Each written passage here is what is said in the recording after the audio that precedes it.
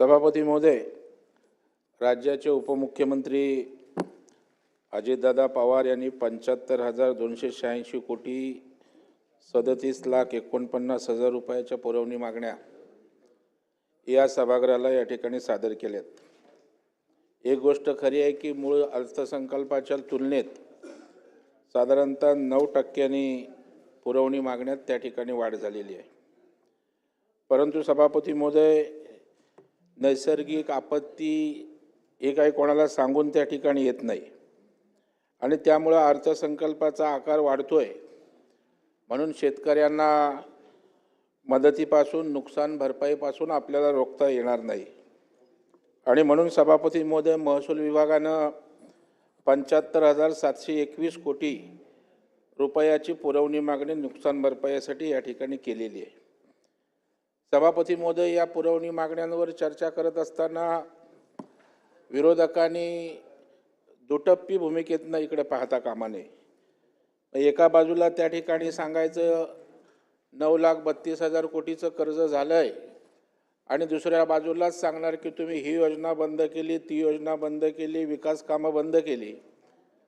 म्हणजे आर्थिक शिस्त एका बाजूला लावत असताना तिकडे त्या ठिकाणी बोंबा मारायच्या आणि दुसऱ्या बाजूला या ठिकाणी शेतकऱ्यांना आपत्तीच्या वेळेला मदत करत असताना अर्थसंकल्पात त्या ठिकाणी कशा पद्धतीने सरकारवर कर्जबाजारी झालं हे सांगायचं। मला वाटतं एका वेळेला दोन भूमिका विरोधी पक्षाच्या या ठिकाणी बघायला मिळतात। सभापती महोदय, कृषी पंप, यंत्रमाग आणि वस्त्रोद्योग ग्राहकांना विद्युत शुल्कामध्ये सवलत पंतप्रधान कुसुम घटक योजनेसाठी 9,250 कोटी रुपयाची तरतूद सरकारनं या ठिकाणी केले। मुख्यमंत्री लाडकी बहीण योजनेसाठी 6,103 कोटी रुपयाची तरतूद केले आणि सिंहस्थ कुंभमेळ्यासाठी 3,000 कोटी रुपयाची त्या ठिकाणी तरतूद केले। सभापती महोदय, प्रधानमंत्री जन आरोग्य योजना आणि प्रधानमंत्री आयुष्य भारत आरोग्य योजनेसाठी 3,281 कोटी रुपयाची तरतूद केली। मुद्रांक शुल्क अधिभार परतफेड, संजय गांधी निराधार योजना, श्रावणबाल योजना, घरकुल योजना, इतर मागासवर्गीय विशेष प्रवर्गातील विद्यार्थ्यांच्या शिष्यवृत्ती, सारथी, बार्टी, महाज्योती, वनाल्टी यांच्यासाठी सुद्धा सरकारनं तरतूद करून दिलासा देण्याचा प्रयत्न केला आहे। सभापती महोदय, राज्यातील शेतकरी, यंत्रमाग धारक, महिला, गरीब कामगार आणि सर्व समाज घटकांना न्याय देण्याचं काम या पुरवणी मागण्याच्या निमित्तानं सरकारनं केलं आहे। त्याबद्दल मी सुरुवातीलाच सरकारचं मनापासून अभिनंदन करतो आणि सभापती महोदय, माननीय देवेंद्र फडणवीस साहेबांच्या नेतृत्वाखाली अशाच पद्धतीनं वर्षपूर्ती सरकारनं या ठिकाणी केलेली आहे। सभापती महोदय, सामान्य प्रशासन बाब क्रमांक 6 व 9, पृष्ठ क्रमांक 6 व 7 मी राज्याचे दोन्ही मुख्यमंत्री, उपमुख्यमंत्री आणि सरकारचं अभिनंदन करतो, त्यांना धन्यवाद देतो की आणीबाणीच्या काळात लोकशाही वाचवण्यासाठी लढा देणाऱ्या व्यक्तींना आर्थिक मदतीची योजना जाहीर केली। आणीबाणी हा सभापती महोदय देशाला लागलेला कलंक आहे। लोकशाही वाचवण्यासाठी अनेक लोकांनी लढा दिला, तुरुंगवास भोगला, अनेक यातना सहन केल्या। अशा रक्षणकर्त्याचा खरा सन्मान करण्याचं काम शासनाने या ठिकाणी केलंय, त्याबद्दल पुन्हा एकदा सरकारला मी धन्यवाद देतो। शंकरराव चव्हाण सुवर्ण महोत्सवी पत्रकार कल्याण निधी पत्रकार सन्मान योजनेसाठी 20 कोटीची तरतूद या ठिकाणी अर्थमंत्री महोदयांनी केले। मी या पुरवणी मागणीचं स्वागत करताना दरवर्षी पत्रकार कल्याण निधीमध्ये शासनानं भर घालण्याचं काम केलंय, त्यामुळे पत्रकारांना अनेक सुविधा त्या ठिकाणी मिळणार आहेत। पत्रकार कल्याण महामंडळाची स्थापना महायुती सरकारनंच केली। या माध्यमातून अधिकाधिक योजना पत्रकारांसाठी सुरू कराव्यात, त्यासाठी आर्थिक तरतूद करावी अशा प्रकारची विनंती सरकारला मी या ठिकाणी करणार आहे। सभापती महोदय, गृह विभाग बाब क्रमांक 16, पृष्ठ क्रमांक 12 मुंबई पोलीस दलातील बोटींची देखभाल व दुरुस्ती करण्यासाठी नवीन लेखाशीर्ष उघडण्याचा सरकारने निर्णय घेतला आहे आणि त्यासाठी सभापती महोदय 2,000 रुपयांचे लाक्षणिक मागणी सभागृहासमोर ठेवले। आपल्या सर्वांना कल्पना आहे की 720 किलोमीटर सागरी किनाऱ्याची सुरक्षा आपले नौदल, तटरक्षक दल, सागरी पोलीस आणि महाराष्ट्र मेरीटाईम बोर्ड यांच्या संयुक्त प्रयत्नांतून केली जाते. 26/11च्या हल्ल्यानंतर सुरक्षेसाठी विशेष उपाययोजना करण्यात आल्या तरी रायगडसारख्या जिल्ह्यामध्ये आजही साधन सामग्रीची कमतरता आहे. बोटींची दुरुस्ती वेळेवर होत नाही. मनुष्यबळ अपुरं आहे. पालघरची तीच परिस्थिती आहे. पालघरला 110 किलोमीटरचा किनारा आहे. त्या ठिकाणी केवळ एकच बोट आहे. याकडे सुद्धा शासनाने लक्ष देण्याची आवश्यकता आहे. सरकारनं पर्यावरणपूरक किनारा संरक्षणासाठी सिंधुदुर्गात देवबाग येथे 158 कोटीच्या कामांना मंजुरी दिली. हे करीत असताना रायगड, रत्नागिरी, सिंधुदुर्ग जिल्ह्यातील किनारा संरक्षणासाठी शासनानं अधिक उपाययोजना कराव्यात अशी विनंती या माध्यमातून या ठिकाणी मी करतोय. सभापती महोदय, या ठिकाणी बोलत असताना कृषी विभागाच्या विविध योजनांसाठीच्या पुरवणी मागण्या शासनानं सभागृहासमोर मांडलेल्या आहेत. आज शेतकरी अडचणीत आहे. याविषयी बोलताना कृषी प्रस्तावावर पण मी माझं मत मांडलं. PM किसान योजनेच्या माध्यमातून प्रत्येक हप्त्याला 2000 कोटी रुपयांच्या आसपास रक्कम शेतकऱ्यांच्या खात्यात सभापतीमध्ये जमा केली जाते. 21वा हप्ता सुद्धा 90,81,200 शेतकऱ्यांच्या खात्यात 1,808 कोटी त्या ठिकाणी जमा झालेत. जमिनीचं आरोग्य राखण्यासाठी शासन प्रयत्न करतंय. जवळजवळ 3.5 लाखापेक्षा जास्त शेतकऱ्यांना जमीन आरोग्य पत्रिका वितरित करण्यात आल्यात. कृषी योजनांचा लाभ प्रत्येक शेतकऱ्याला मिळावा यासाठी त्या ठिकाणी फार्मर ID आवश्यक करण्यात आलंय. कापूस, हळद आणि मका या पिकांसाठी हेजिंग डेस्क तयार करण्यात आलाय. नानाजी कृषी संजीवनी प्रकल्प 2.0 मध्ये दुसऱ्या टप्प्यात 21 जिल्ह्यातील 7,201 गावांचा सभापतीमध्ये समावेश केलाय. कृषी पायाभूत सुविधा निर्मितीवर भर देणाऱ्या कृषी समृद्धी योजनेत आगामी 5 वर्षासाठी 25,000 कोटी रुपयाचे सरकार गुंतवणूक करणाऱ्या त्याबद्दल सरकारला धन्यवाद मी या ठिकाणी देतो. आणि सभापती महोदय, या सर्व योजनातून सरकारला त्या ठिकाणी बळ मिळणार आहे. सभापती महोदय, कोकणात उच्च शिक्षणाचं बळकटी करण्याची आवश्यकता आहे. डॉक्टर बाळासाहेब सावंत कोकण कृषी विद्यापीठ दापोली येथे आहे. त्या अंतर्गत वाकवली येथे मध्यवर्ती संशोधन केंद्र स्थापन करण्याबाबत प्रस्ताव सरकारला सादर करण्यात आला आहे. या निमित्तानं मी कृषी मंत्र्यांना विनंती या ठिकाणी पत्राद्वारे केले, तीही मागणी मान्य करावी अशी विनंती करतोय. या ठिकाणी आमचे फलोत्पादन मंत्री भरतशेठ गोगावले आमच्या कोकणातनं येतात. भरतशेठ, मी सातत्यानं आपल्याकडे मागणी केली की कोकणावर आज त्या ठिकाणी शेलार साहेबही आहेत. तुम्ही कोकणची संस्कृती, महाराष्ट्राची सांस्कृतिक वारसा जपण्याचं काम करताय. त्याच्यामुळे तुमच्या विषयावर तर मी आपलं अभिनंदन करणारच आहे. परंतु आमची मागणी आहे, बरेचसे कोकणात आपल्याकडे फलोत्पादन मोठ्या प्रमाणावर होतं. आपण फलोत्पादनावर प्रक्रिया करणारा कारखाने, उद्योग त्या ठिकाणी आणण्यासाठी शासनाने प्रयत्न करण्याची आवश्यकता आहे. आपण या कामीवर एक वरिष्ठ स्तरावर त्या ठिकाणी सभापती महोदय बैठक घ्यावी अशा प्रकारची मागणी या ठिकाणी करतोय. सभापती महोदय, मृदू व जलसंधारण विभाग बाब क्रमांक 496 पृष्ठ क्रमांक 335 मी या सरकारला आणि मुख्यमंत्री दोन्ही उपमुख्यमंत्र्यांना धन्यवाद देईन. जलयुक्त शिवार अभियानाचा पहिला टप्पा यशस्वी पार केल्यानंतर या सरकारने टप्पा 2 सुरू केला आणि एका वर्षात 37,166 कामं सभापती महोदय या ठिकाणी पूर्ण केली. प्रधानमंत्री कृषी सिंचन योजना पाणलोट विकास घटक 2.0च्या माध्यमातून 30 जिल्ह्यातील 1520 गावांमध्ये 5,26,000 हेक्टरवर क्षेत्रावर 140 प्रकल्पातून काम सुरू आहे. महाबळेश्वर जावळी तालुक्यातील कोयना जलाशयातील 25 बुडीत बंधारे बांधण्यासाठी 170 कोटी रुपयाची तरतूद आहे. माझी विनंती आपल्या माध्यमातून या ठिकाणी आमच्या दोन्ही कोकणच्या सुपुत्रांना आहे की कोकणात प्रचंड पाऊस पडतो. आज आपल्याकडून डोंगरातून जे पाणी वाहतं त्याला छोटे छोटे बंधारे जर घातले तर सगळ्यात महाराष्ट्रात त्या ठिकाणी मोठ्या प्रमाणावर पावसाचं पाणी आपल्याला साठवता येईल आणि त्या ठिकाणी त्याचा उपयोग कोकणसाठी मोठ्या प्रमाणावर त्या ठिकाणी होईल. सभापती महोदय, मृदू व जलसंधारण विभागावर बोलत असताना 15-20 वर्षाच्याच प्रकल्प अपुरे आहेत.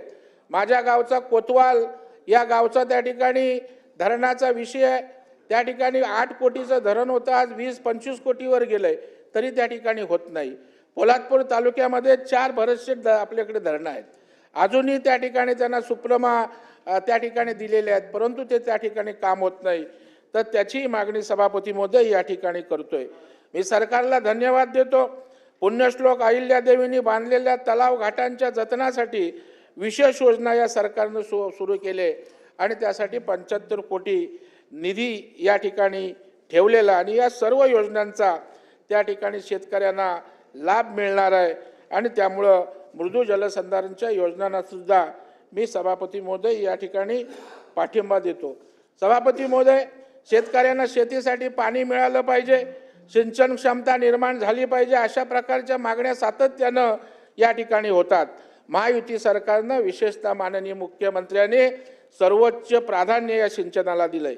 आपण जर सरकारनं घेतलेले एकंदर निर्णय बघितले तर शेतकऱ्यांना सिंचन व्यवस्था करण्यासाठी हे सरकार अतिशय गंभीर असल्याचं सभापती महोदय आपल्याला दिसेल. सभापती महोदय, 1 वर्षाच्या काळात जलसंपदा विभागाच्या माध्यमातून 215 प्रशासकीय व सुधारित प्रशासकीय मान्यता देण्याचं काम या सरकारने केलंय आणि त्याच्यामुळे 27.99 लाख हेक्टर यामुळे सिंचन क्षमता निर्माण होणार आहे. सभापती महोदय, ऊर्जा निर्मिती झाली पाहिजे, यासाठी सार्वजनिक खासगी भागीदारी PPP मॉडेल ज्याला आपण भरतो, उद्दंचन जलविद्युत प्रकल्पासाठी नामांकित 13 अभिकरणांबरोबर 51 सामंजस्य करार या सरकारने केलेत. सभापती महोदय, या प्रकल्पाच्या माध्यमातून 70,000 मेगावॅट वीज निर्मिती होणार आहे आणि अंदाजे 3.83 लक्ष कोटीची गुंतवणूक होऊन 1,13,990 रोजगार निर्मिती त्या ठिकाणी अपेक्षित आहे. सभापती महोदय, वैनगंगा नळगंगा नदीजोड प्रकल्पाच्या सर्वेक्षणाला सरकारनं मान्यता दिलेली आहे. गोसीखुर्द राष्ट्रीय प्रकल्पासाठी 25,000 कोटीच्या वर तरतुदीला प्रशासकीय मान्यता या सरकारनं दिलेली आहे. सुलवाडे जामफळ कनोळी उपसा सिंचन योजनेसाठी 5,329 कोटीची मान्यता सरकारनं या ठिकाणी दिलेली आहे. सभापती महोदय, सिंधुदुर्गमधील अरुणा प्रकल्पाअंतर्गत मौजे हेद जलसिंचन प्रकल्पाला 2,025 कोटीची सभापती महोदय त्या ठिकाणी मान्यता दिलेली आहे. सभापती महोदय, मुंबईला पाण्याचा प्रश्न मोठा आहे. लोकसंख्या त्या ठिकाणी दिवसेंदिवस वाढते. MMR रिजनमध्ये अंबरनाथ, बदलापूर, उल्हासनगर महानगरपालिका, नवी मुंबई महापालिका क्षेत्रात पाण्याचा प्रश्न गंभीर आहे. उद्योगांनाही त्या ठिकाणी पाणी लागतं. मी राज्याचे मुख्यमंत्री देवेंद्र फडणवीस यांना धन्यवाद देईन की राज्यात या प्रश्नांचा विचार करून रायगडमधील पोशीर आणि शिलार या प्रकल्पांना मान्यता त्या ठिकाणी दिलेली आहे आणि त्यामुळे प्रकल्पामुळे 1,004 दशलक्ष लिटर पाणी प्रतिदिन मिळणार आहे. सभापती महोदय, मी या ठिकाणी मागणी आपल्या माध्यमातून करतो. नॅशनल पार्कला तुलसी विहार आहे, त्यामुळे तिथून मुंबईला पाणी जातं. अजूनही केतकी पाड्याच्या पुढे दहिसर चेकनाक्याच्या त्या ठिकाणी एक धरण होऊ शकतं. ते जर झालं तर सबबच्या त्या ठिकाणी उपनगर वाशिम एक 5-10 मिनिटं त्या ठिकाणी पाणी पुरवठा होऊ शकतो. सभापती महोदय, महत्त्वाचा सहकार विषय यावर बोलत असताना सरकारचं अभिनंदन करेन की या ठिकाणी भरती प्रक्रिया पारदर्शक केलंय. मी या पुरवणी मागण्या करत असताना सरकारकडे मागणी करतोय की महाराष्ट्र राज्य सहकारी संघ हे राज्याचं 100 वर्ष पूर्ण करणारा राज्य सहकारी संघ आहे, परंतु ज्यात बिकट अवस्था आहे. मी आज त्या संघाच्या अध्यक्षपदी त्याचं नेतृत्व मी स्वीकारलंय. राज्यामध्ये प्रत्येक जिल्ह्यात जिल्हा बोर्ड आहेत, विभागीय बोर्ड आहेत. राज्याच्या सहकाराला प्रशिक्षण देण्याचं काम हे संघ करतो. त्याचा शिक्षण निधी बंद आहे. अशीच जी तो शिक्षण निधी सरकारनं चालू करावा आणि राज्यातल्या सहकार चळवळीला प्रशिक्षण देणारी दर्जेदार संस्थेचं वैभव टिकवण्याचं काम करावं, अशा प्रकारची अपेक्षा व्यक्त करतो. सभापती महोदय, अनेक अर्बन बँका अडचणीत आहेत. सरकारनं त्या ठिकाणी कमिटी त्यांना ऊर्जितावस्था आणण्यासाठी नेमली. 200 कोटीचा प्रस्ताव आम्ही सरकारकडे दिलेला आहे. जर हे 200 कोटी त्या ठिकाणी त्या अर्बन बँकेला दिले तर भविष्यात अडचणीत येणाऱ्या 150-200 अर्बन बँका त्या ठिकाणी वाचतील. आज 200 कोटीची आवश्यकता आहे. नंतर त्या ठिकाणी हे मोठं झालं तर आज बघतो आपण जिल्हा मध्यवर्ती बँकांना 200, 300 कोटी शेअर कॅपिटलच्या माध्यमातून सभापती महोदय या ठिकाणी द्यावे लागतात. सभापती महोदय, या ठिकाणी महाराष्ट्र कंझ्युमर फेडरेशन हे राज्यातले एक महत्त्वाचं कोऑपरेटिव्ह फेडरेशन आहे। या फेडरेशनला पूर्वी त्या ठिकाणी शासनाचं सर्व कामं मिळायची, केंद्र सरकारची कामं मिळायची, परंतु आज ती त्या ठिकाणी मिळत नाहीत। तर राज्य सरकारनं या ठिकाणी शासकीय कामंसुद्धा महाराष्ट्र राज्य सहकारी संघाला त्या ठिकाणी द्यावी, अशा प्रकारची अपेक्षा सभापती महोदय या ठिकाणी मी व्यक्त करतो। सभापती महोदय, या ठिकाणी गृहनिर्माण विभागावर बोलत असताना, नगरविकास विभागावर बोलत असताना राज्य शासनानं मुंबई आणि मोठ्या शहरांसाठी अनेक धाडसी निर्णय घेतलेत। मुंबईतील अनेक डेपो प्रकल्पास 11 वडाळा ते गेटवे ऑफ इंडिया मेट्रो मार्गिकेला मान्यता दिली। सभापती महोदय, मुंबईसाठी 238 वातानुकूलित लोकल गाड्यांच्या खरेदीसाठी तरतूद केले। पुणे ते लोणावळा दरम्यान 3री व 4थी उपनगरीय रेल्वे प्रकल्पांसाठी सुमारे 5,100 कोटी रुपये सभापती महोदय देण्यात आले। ठाणे ते नवी मुंबई आंतरराष्ट्रीय विमानतळ उन्नत मार्ग मंजूर केलेला आहे। नागपूर शहराभोवती बाह्य वळण रस्ता, 4 ठिकाणी ट्रक अँड बस टर्मिनस उभारण्यात येणार आहे। मी या सर्व योजनांचं सभापती महोदय या ठिकाणी स्वागत करतो। सभापती महोदय, गृहनिर्माणावर या ठिकाणी बोलत असताना गृहनिर्माण विभागाच्या सभापती महोदय या ठिकाणी अनेक सभापती 5 मिनिटं फक्त द्या सभापती महोदय। सभापती महोदय, गृहनिर्माण हे अतिशय मुंबईच्या दृष्टीनं किंबहुना महाराष्ट्राच्या दृष्टीनं महत्त्वाचा असा विभाग आहे। या ठिकाणी मुंबईमध्ये आपण स्वयं पुनर्विकास नावाची योजना त्या ठिकाणी आणलेली आहे की कुठल्याही प्रकारचा बिल्डर न घेता जर सोसायटी त्या ठिकाणी पुनर्विकासाला आली तर त्या ठिकाणी पुनर्विकास होतोय। आणि सभापती महोदय, हे अत्यंत यशस्वी अशा प्रकारची योजना मुंबईत होते। 16 इमारती त्या ठिकाणी उभ्या राहिल्यात। 360 स्क्वेअर फीटापर्यंत माणूस बिल्डर 700 देतोय, तर 1400 स्क्वेअर फीटात त्या ठिकाणी राहायला गेला आहे आणि हे यशस्वी मॉडेल होतं आहे। यासाठी राज्याच्या मुख्यमंत्र्यांनी सेल्फ डेव्हलपमेंट क्लस्टर डेव्हलपमेंटचं प्राधिकरण स्थापन केलं आहे, परंतु या प्राधिकरणाला त्या ठिकाणी आवश्यक तो स्टाफ, कार्यालय त्या ठिकाणी दिलेलं आहे, परंतु शेअर भांडवल त्या ठिकाणी जर दिलं तर आज मुंबईत जवळपास हजारोंच्या संख्येनं स्वयं पुनर्विकासासाठी त्या ठिकाणी लोक पुढे येत आहेत, त्यांनाही या ठिकाणी मदत होणार आहे। सभापती महोदय, परवाच या ठिकाणी मी उल्लेख केला, जिजामाता नगरला त्या ठिकाणी तिथले रहिवासी उपोषणाला बसलेत। त्यांचा 30 वर्ष SRAचा प्रकल्प रखडलेला आहे, त्यामध्ये लक्ष घालून शासनानं त्या ठिकाणी तो प्रकल्प लवकरात लवकर चालू कसा होईल याची काळजी घ्यावी। सभापती महोदय, दक्षिण मुंबईत विशेषतः सिटी साईडला 388 पुनर्रचित इमारतींचा विषय आहे। 1300 जवळपास रिपेअर बोर्डाच्या त्या ठिकाणी इमारती आहेत आणि त्याही इमारतींचा पुनर्विकास सभापती महोदय त्या ठिकाणी रखडला आहे। VP म्हाडाचे यांनी या संदर्भामध्ये बैठक घेऊन सभापती महोदय पॉझिटिव्ह घेण्याचा निर्णय घेतला आहे, त्याला शासनानं त्या ठिकाणी मान्यता द्यावी। सभापती महोदय, एक महत्त्वाचा प्रश्न मला मांडायचा आहे। शिवडी येथील प्रत्येक 80 खोल्या असलेल्या 12 इमारती आहेत, त्यामध्ये 960 कुटुंब गेल्या 100 वर्षापासून सभापती महोदय राहत आहेत। BDD चाळीचा पुनर्विकास सरकारनं हाती घेतला, परंतु शिवडी BDD चाळ ही केंद्र सरकारच्या पोर्टच्या जागेवर असल्याने त्यांचा पुनर्विकास रखडला आहे।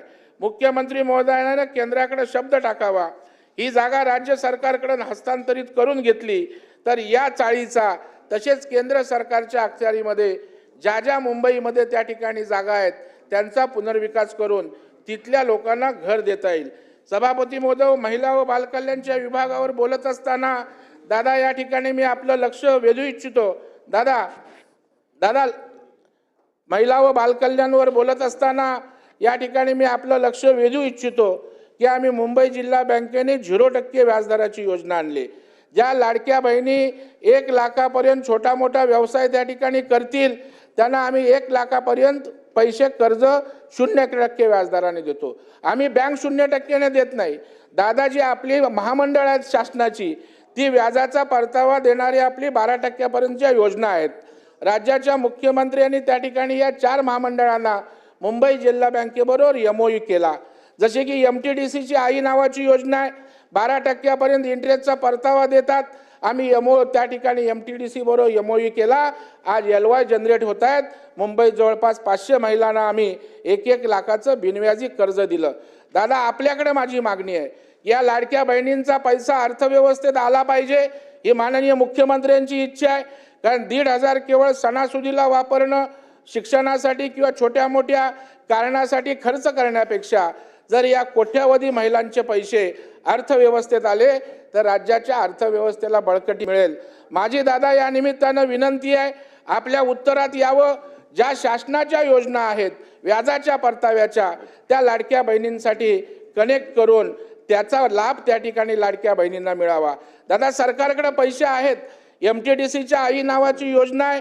मी त्या कार्यालयात गेलो, 19 कोटी रुपये व्याजाचे पडून होते. ते मला डायरेक्टर पाटील बोलले, महाराष्ट्रातनं 4 प्रकरणं पण आली नाहीत. म्हणजे सरकार पैसे देत आहे, पैसे इंटरेस्टचे आहेत, परंतु ती योजनाच माहीत नाही. तर मला वाटतं अशा प्रकारे या योजना कनेक्ट करून आमच्या लाडक्या बहिणींचा त्या ठिकाणी छोटा मोठा उद्योग व्यवसाय सुरू होण्यासाठी त्या ठिकाणी आपण शासनानं पुढाकार घेऊन या ठिकाणी भूमिका घ्यावी, अशा प्रकारची मी अपेक्षा व्यक्त करतो. सरकारच्या या अर्थ पुरवणी मागण्यांसाठी मी समर्थन या ठिकाणी देतो. आणि मला वाटतं शेवटी सरकार काय प्रॉफिट मेकिंग इन्स्टिट्यूशन नाही आहे. आज शेतकरी संकटात असताना त्या ठिकाणी पुरवणी मागण्यांची जरी साईज वाढली तरी या शेतकऱ्याच्या प्रति संवेदना माननीय अर्थमंत्री असतील, अजितदादा असतील, उपमुख्यमंत्री शिंदे साहेब असतील किंवा माननीय देवाभाऊंना निश्चितच आहेत. आणि त्याच्यामुळे तिजोरीवर ताण जरी पडत असला तरी शेतकरी महत्त्वाचे आहेत, आमच्या लाडक्या बहिणी महत्त्वाच्या आहेत. उपेक्षित वंचित समाजासाठी त्या ठिकाणी त्यांना मदतीचा हात देणं आवश्यक आहे. या सगळ्या गोष्टींचा सारासार विचार करून या 75,000 कोटीच्या मागण्या त्या ठिकाणी मांडल्या आहेत.